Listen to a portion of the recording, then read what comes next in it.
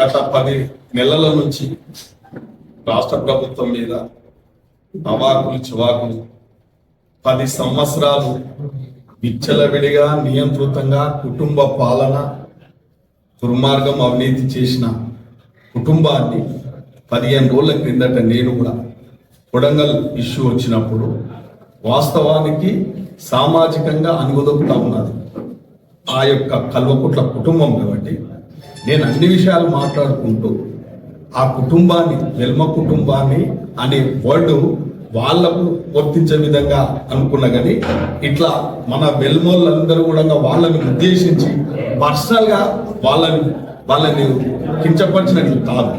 అటువంటిదేమన్నా మిగతా వెల్మ కులస్తులందరూ వేరే రకంగా భావిస్తే నేను అన్న వర్డ్ కూడా విడ్రా చేస్తున్నా. అటువంటిది ఉద్దేశం కాదు నాకు.